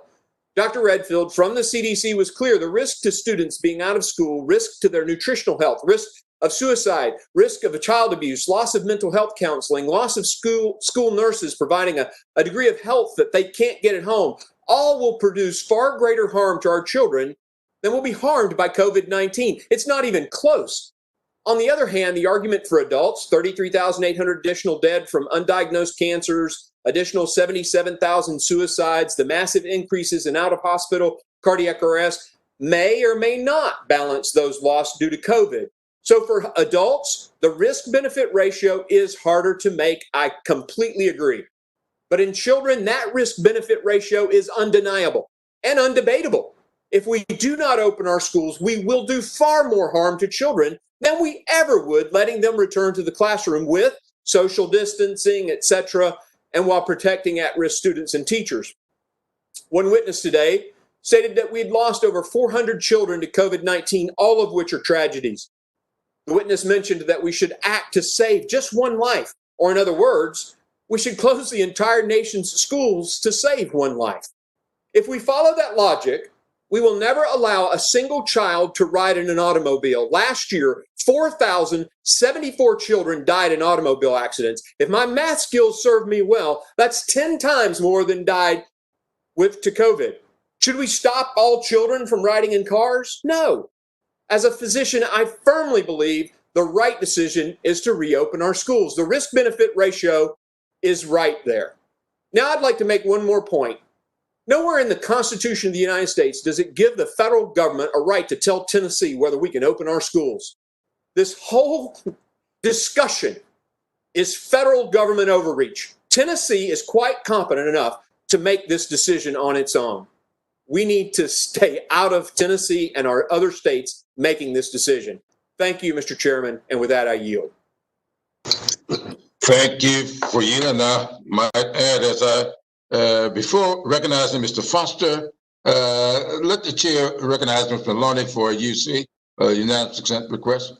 Thank you so much, Mr. Chairman. I have a unanimous consent request. I seek unanimous consent to enter into the record the following 21 documents detailing cases of COVID across 19 states contracted or transmitted at child care facilities, camps, or schools this summer. Included among these outbreaks are fourth graders and their teachers at one location of a network of for-profit schools in North Carolina, where Secretary DeVos and Vice President Pence visited without wearing masks just last week. And here are the documents. May I put them in the record, please? Without objection, is so ordered. I think you submitted them in advance, and I thank you for doing that. Thank you. Thank you. The chair now recognizes Mr. Foster for 5 minutes. Thank you, and thank you to all our witnesses testifying today. As you all spoke about, while teachers, students, and parents would ideally like to return to school as soon as possible, many school districts are not in a place right now to safely reopen schools for in-person learning. As a scientist, I think it's important for people to remember that just because people wish that something were true does not mean that science says it will be true. The science will never tell you that there's a safe way to detonate a nuclear bomb in your backyard, or that there's some magic device available today that will allow you to safely open schools in areas where there's a high level of community spread with no prompt testing available. The CDC has issued guidance that schools should continue remote learning until the number of positive coronavirus cases drastically decreases below levels we're seeing today, or we have a vaccine. Dr. Rivers, in the National Academy of Science report that you co-authored, you discuss that in order to meet these benchmarks to safely reopen, schools will need to implement a long list of mitigation strategies, including wearing masks, hand washing, physical distancing, eliminating large gatherings, creating cohorts, cleaning, ventilation, air filtering, and temperature and symptom screening. So how important is it to these strategies to reduce transmission of the virus when a school reopens? Can communities, for example, pick and choose which ones they will comply with and still safely open their schools? My recommendation is that schools should implement as many of these as possible, particularly if they have high levels of virus in the community. Places that don't have a lot of virus circulating may be able to scale back the mitigation measures, but in places that do have many new cases, it will be important to be vigilant about implementing these measures. So are there any examples of any countries anywhere who have successfully opened schools and kept them open with the level of community spread that we're now seeing in many areas of the southern United States? I don't think there are many examples worldwide of places that have as much outbreak, as much virus as we have. And so I don't have any examples of schools reopening that have been able to do that successfully. There have been a number of countries that have reopened where reopening has not gone well.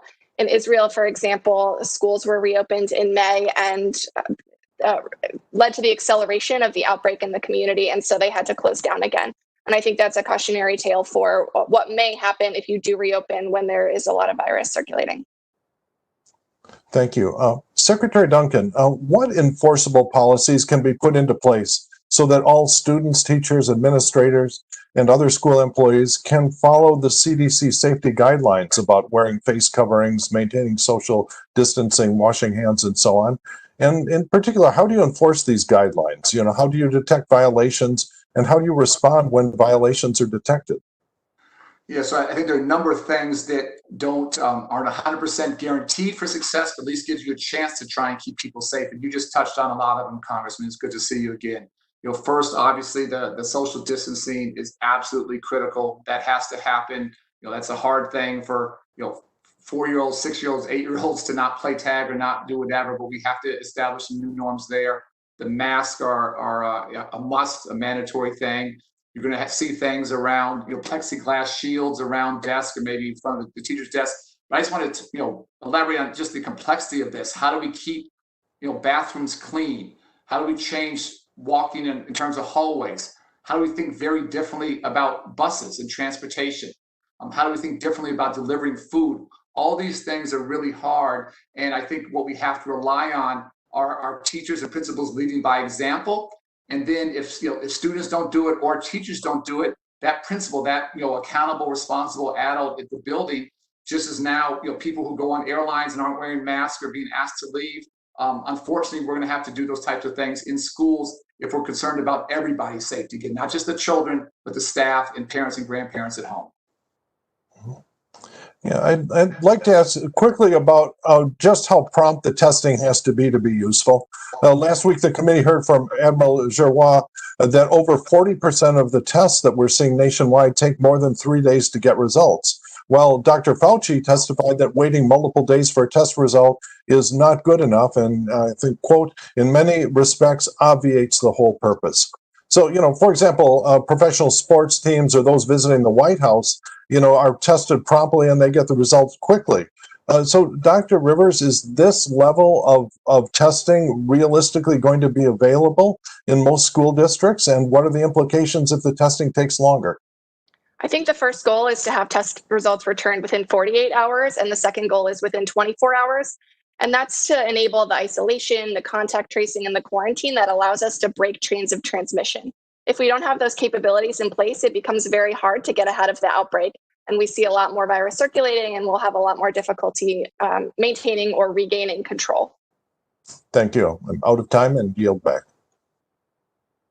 Jump for yielding back. The chair now recognizes Mr. Raskin. Thank you very much, Mr. Chairman. As Secretary Duncan observed, we're in this agonizing situation because of the miserable failure of the administration to develop an effective national strategy to defeat COVID-19. And I say defeat it, I don't say limit it, manage it, contain it, and all of these other euphemisms for passivity. But we don't have a strategy to defeat the disease. Now, all of the dads and moms in the country want our kids to go back to school. Students want to learn together. Teachers want to teach in the classroom. And everybody agrees that in-person instruction is better than online instruction. That's not the question. If that were the question, it'd be easy. We'd just say, go back and do it. But nobody knows whether it's safe today or what is safe and how to make it safe under these conditions of chaos. This is a time when America leads the world in case count. America leads the world in death count. 338,000 children have contracted the disease and been infected by it. And COVID-19 is spiraling out of control in many parts of the country. And we get from the administration nothing but confusion, disinformation, and quack miracle cures coming from the highest levels. Now, given the refusal or inability of the administration to create an effective nationwide strategy to defeat the disease, these decisions must be made at the state and local level, not by random heckling of local governments. I'm amazed that our distinguished colleague, Mr. Green, rails against the federal threat to local decision-making here when it is precisely President Trump who is trying to dictate to state and local governments all over the country that everybody has to go back 100% according to his specifications, even when the private schools that his cabinet members' kids go to are all doing it online or some mixed version of online instruction and in person. So federalism is on the side of the majority here. It's the administration that is defeating the values of federalism by trying to use money as a threat to force people to meet the will of the president. Now, Mr. Runcie, 6 weeks before the fall back to school period, 210 of your teachers and contractors in Broward County schools tested positive for COVID-19, representing 138 different school campuses. Can you explain what happens concretely if a teacher or student gets sick in a classroom of 25 students and 1 or 2 teachers? What happens from there, and what does that do to the entire school environment? Well, that's certainly, thank you, Congressman, for the question. That's certainly going to cause some major disruption. We require everyone to self-report. We would then have to isolate the individuals. They would have to go under, quarantine. They can't come back until they get tested, 2 negative tests. So they would be out for at least a couple weeks. We then have to go trace and identify everyone who's been in direct contact as well as indirect contact and establish protocols for them to quarantine or be able to monitor themselves. If it's limited to one particular classroom, we could find a way to obviously deal with that. If we see other cases that materialize in the school, then you're looking at a situation where you may need to shut down the entire school and then clean and then potentially come back. So it's an enormously disruptive situation. And I'll tell you that a large part of it, you just have one case in a school, it's going to create a climate of fear that makes it difficult to have a reasonable learning environment, right? So we really need to take that into account, that what happens in the school and the climate that's created when you have that. Thank you so much. Ms. Skillins, we're very sorry about the loss of your colleague and your friend to COVID-19. Can you tell us what the impact of this tragic loss was on her students and then the rest of the school body and the teachers in terms of thinking about what to do with respect to returning in the fall?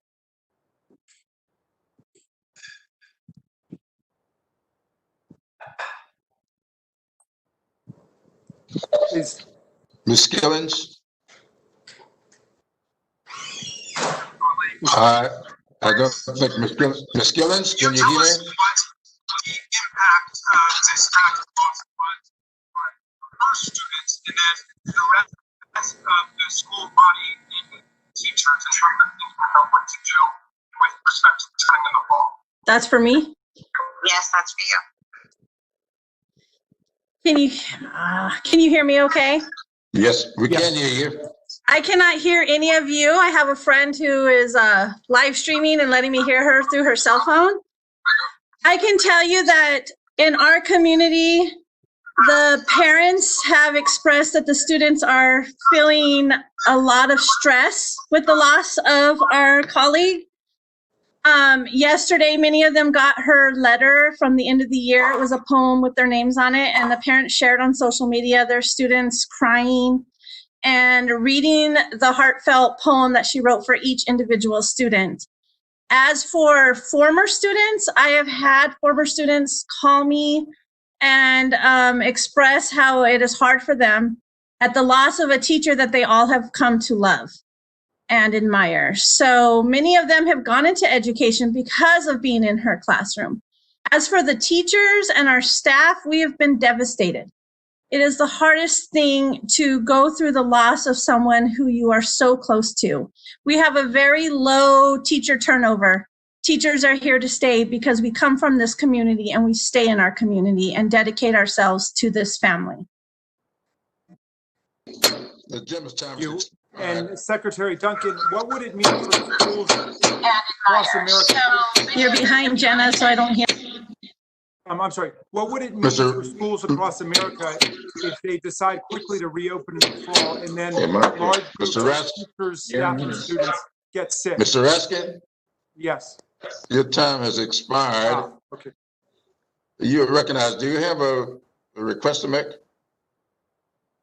I would like to submit for the record a letter from the National Education Association on behalf of its 3 million members to the committee. Thanks for submitting that in advance, and without objection, it will be entered into the record. And with that, Mr. Kim is recognized for 5 minutes. Thank you, Chairman, and thank you to all the witnesses for joining us here today. As a father of 2 boys, I know firsthand what worried parents are feeling as they're getting their kids ready for this next upcoming year. And what we all want to do is do everything right for our kids, make sure that we are taking care of them and making sure that they are safe. And what we owe the American people, coming from Congress, coming from our government, is to talk straight about the challenges that we face and make sure there is no misrepresentation, no way that we're trying to skew facts or other assessments here. And that's why I find it so frustrating that in the last several hearings, I continue to hear colleagues of mine cite the American Academy of Pediatrics to support their arguments. Given how much time they cite the American Academy of Pediatrics, I wonder if they actually took some time to be able to just pick up the phone and call them and talk to them about their perspective. Because I did that just yesterday. I called the American Academy of Pediatrics and talked to them. And what I heard from them was a crystal clear frustration on their part by having the Trump administration misrepresenting their position and using them as a political prop. And that's something that we just need to make sure we get past, because they have also spoken out publicly about this, saying that the original guidance of theirs was, quote, misrepresented and misunderstood. So let's just stop this and make sure that we have a discussion straight with the American people and talking through what it is that we need to do to get our kids an education and to keep them safe. I personally believe that there is a common ground approach to this that a lot of Americans understand. I think both Republicans and Democrats both believe that in-person education would be best if we're able to achieve that with the health conditions that we face. I also believe that most Americans, Republicans and Democrats, believe that science and medical expertise should play a key role in making these decisions, and that the health of students, teachers, and education support professionals need to be high in the mind as we're making these critical decisions going forward. I also believe that many of us agree that there's no one-size-fits-all solution across this country, and that states and local communities should be able to make these decisions. And I also agree that I also believe that Republicans and Democrats agree, and I hope they agree, that we should be prepared to provide significant support and funding to our schools to be able to achieve this. And that's why I get so frustrated when I continue to see comments coming from the president to other elected leaders that are saying otherwise. So I wanted to, just yesterday I saw in an interview on Fox News, the president told the American people, quote, "We're set to rock and roll, but the big problem we have is Democrats don't want to open their schools because they think it's going to hurt the elections for the Republicans."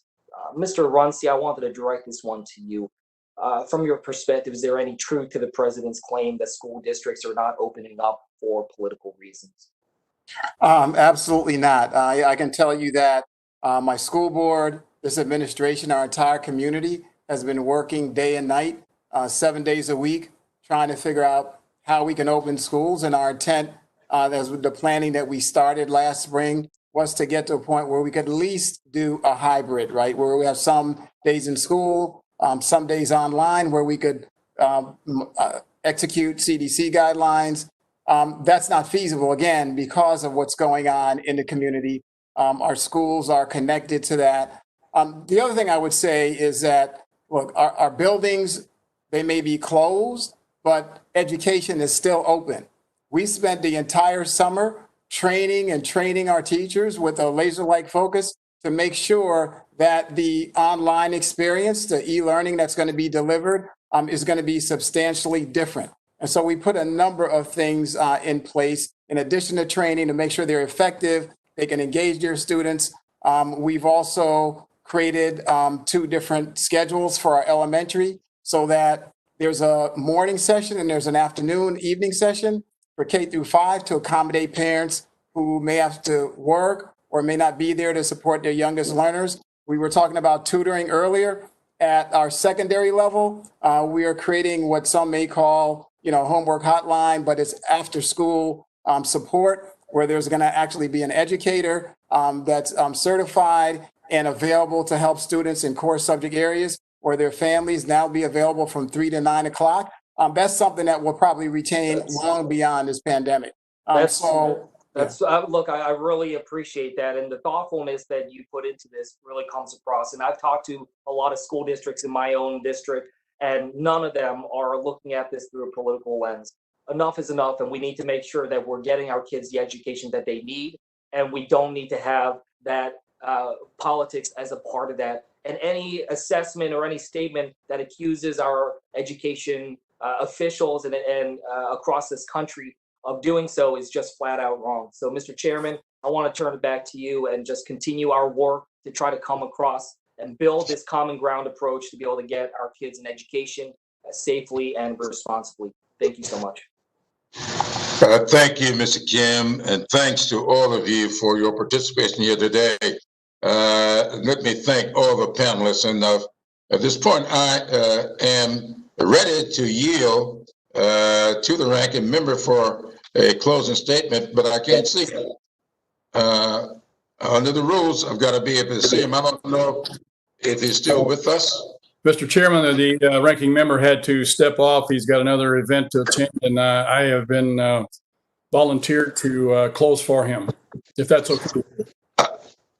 Absolutely. I now yield to you for that purpose. Thank you, Mr. Chairman, and thank all of our witnesses. It's been a great hearing today, and the title of the hearing was "Challenges to Safely Reopening K through 12 Schools." I think we've all thoroughly vetted the problems that we see.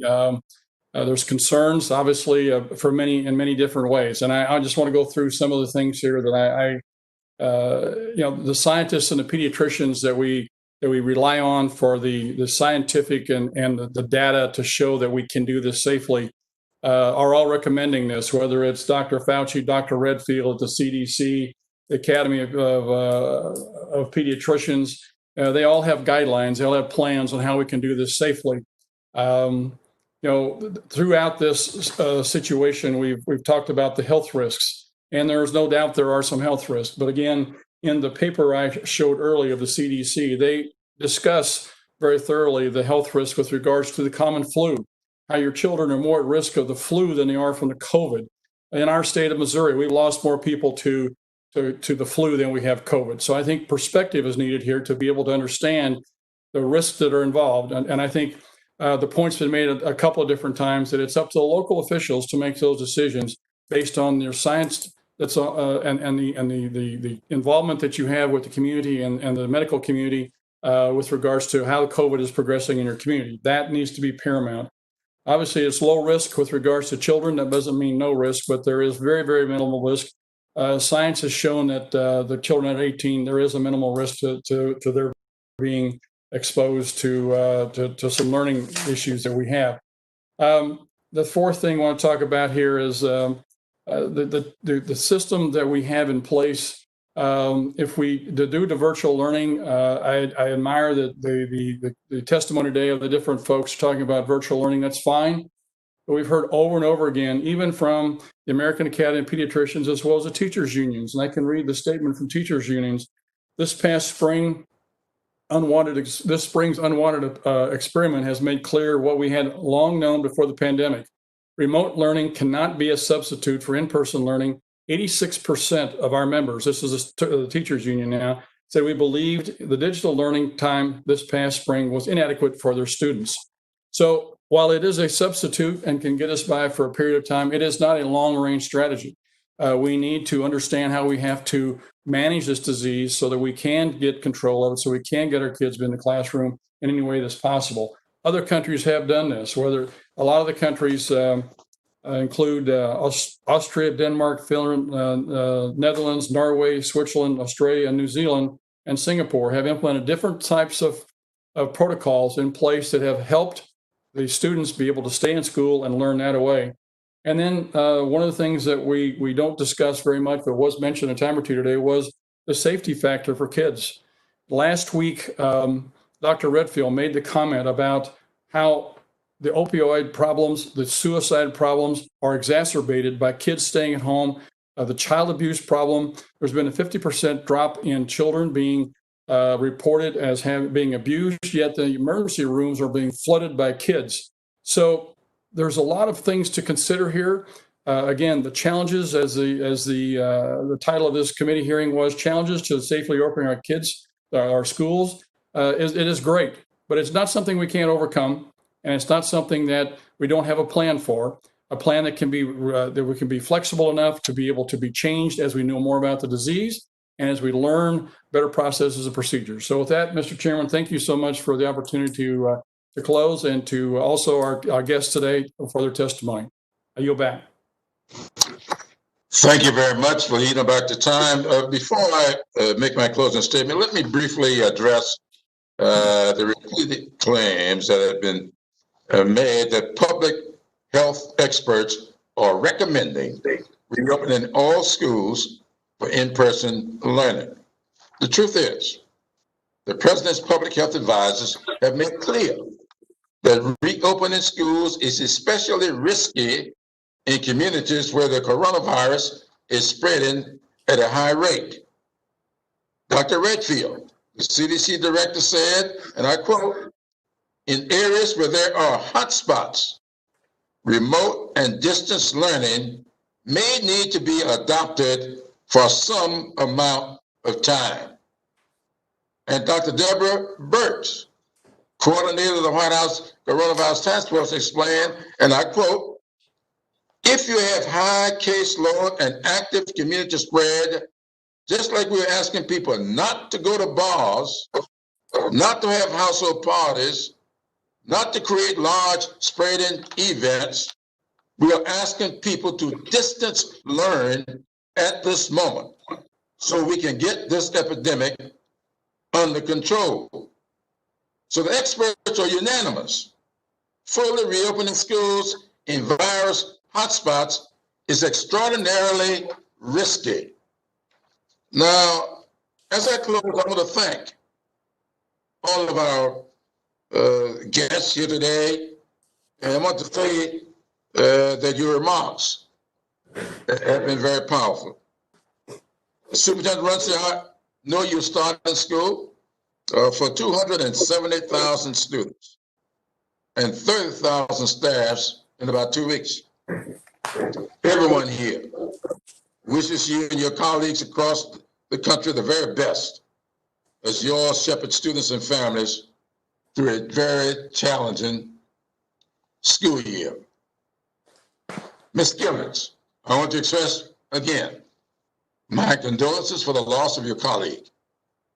I am hopeful that your testimony today will help others understand the risks faced by teachers and staff. Absolutely everyone on both sides of the aisle recognizes how important it is to reopen schools. I'll say it again. We all want schools to open, and we want them, our students, to thrive. But this cannot come at the cost of lives. Not attending school in person causes harms that are not to be taken lightly. But there are ways to at least partially mitigate these harms. There's no way to bring a parent, a teacher, or a child back to life once they've died from this virus. I was particularly interested in Dr. Green's comments about the state of Tennessee.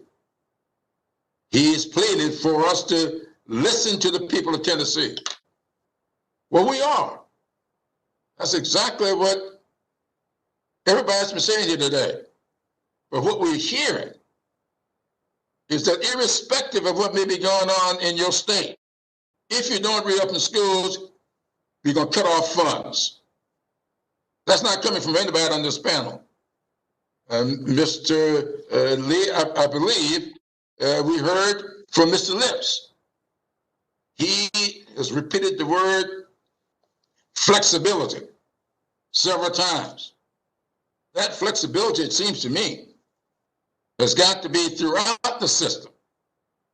Flexibility has got to be there for local school districts. And when it is determined by the school district that there's too wide a spread in this community for us to have in-school learning, they ought not have their funds cut off. They ought to have more funds coming in order to have online learning.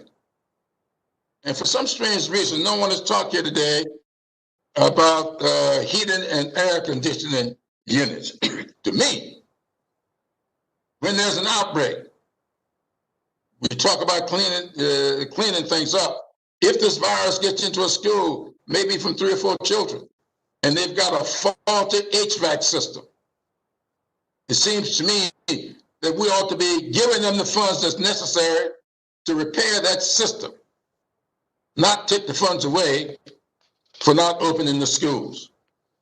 And so let me just say that I, as a former public school teacher, I recognize that children can catch and spread viruses. I've been in the classroom with the flu outbreak.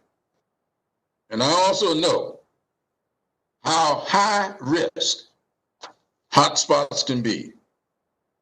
And so this is why CDC must provide school districts with clear science-based guidance about the risks of physically reopening schools. Second, we must take affirmative steps to control the spread of the virus in communities. This is going to require shared sacrifice. Some sacrifices are minor, like requiring everyone to wear masks. We need strong federal leadership and a national plan to guide these choices, not wishful thinking. Finally, instead of illegal threats to cut off federal funds for schools to follow public health guidelines, we must provide school districts the funding and assistance they need to educate children safely. Regardless of whether a school opts to begin the school year remotely or in person, significant resources will be required for them to be flexible. Congress must allocate these resources.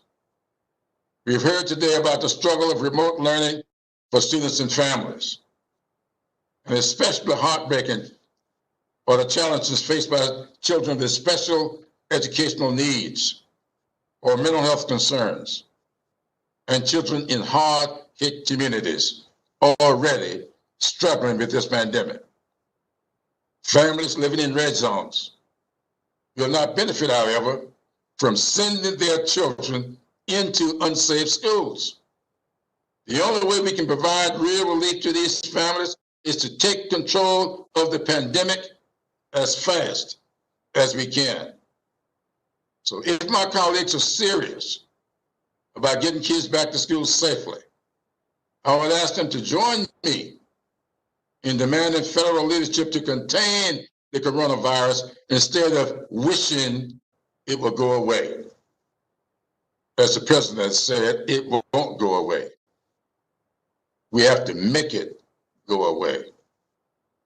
Our country failed to follow the science-based guidance for safe reopening provided by the Select Committee's first public briefing.